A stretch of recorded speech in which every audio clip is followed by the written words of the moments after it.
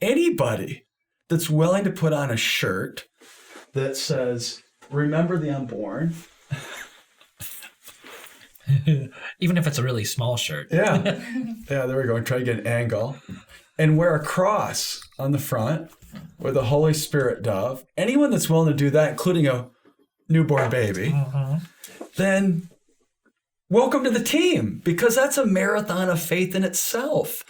That takes courage to line up for a marathon. Well, it takes courage to walk out your door with that shirt on. It takes endurance. It takes an enduring person of faith to endure the culture reading your shirt. And of course, everyone's thinking right now that's never done, like, oh, wow, that must be so hard. It is at first, just like training for a race. Mm-hmm. But then eventually, guess what? You get conditioned. Mm-hmm. And when you get conditioned, you actually come to enjoy the witness. You walk out your door and you're like, I love putting on this shirt and standing up for Jesus. And then you realize that most people are actually for you. You think that you're going to get spit on, which that's happened. Grant Fensky at the finish line of the Long Beach Marathon in 2018, holding the big Remember the Unborn banner at the finish line. One of the runners went by and spit on him, and he left it. He left the spit for the dinner that night. He's like, he was proud of it. Yeah, he's like, oh, and people came up to him. Oh, can I see the spit?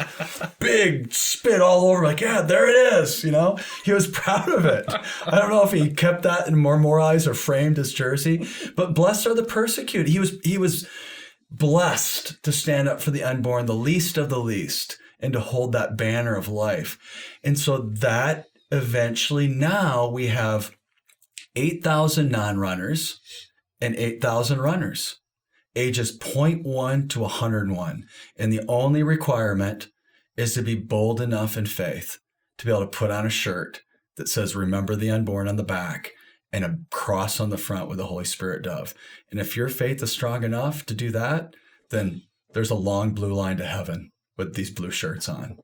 Well, what do you attribute the increase in numbers and just the excitement for life runners as opposed to other pro-life apostolates? Mm-hmm. Because those are some pretty significant numbers, what you're talking about. Especially when I share consistent, that. I think. And even to make that a little bit more dramatic, the team has doubled in size in the last 3 years.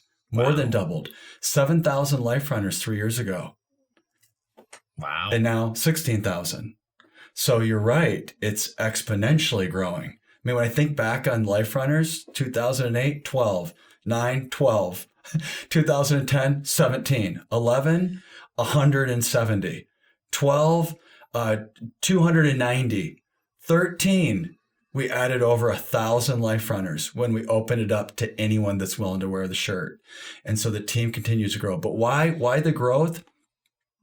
Holy Spirit, the power of the Holy Spirit, the power of authentically picking up your cross and following Jesus. And people see authenticity in life runners. If someone's willing to put on a shirt with a big cross on the front and remember the unborn, they think, I want to go, whoever they're following, and we know we're following the footsteps of St. Padre Pio, the saint that bore the wounds of Christ, the saint that literally fought Satan, and we know who he follows. And so we all are following Christ in an authentic way, in a biblical way. And I think people see that reflected in life runners and are drawn to it. They're drawn to heaven. They're drawn to Christ. And what did St. Paul say? Preach Christ crucified. Life runners do. We're not afraid of it. And look at the watered down version of Christianity and this gospel of prosperity and these big feel-good churches that are in most every town. Mm-hmm. No one's talking about the crucifix, let alone the cross.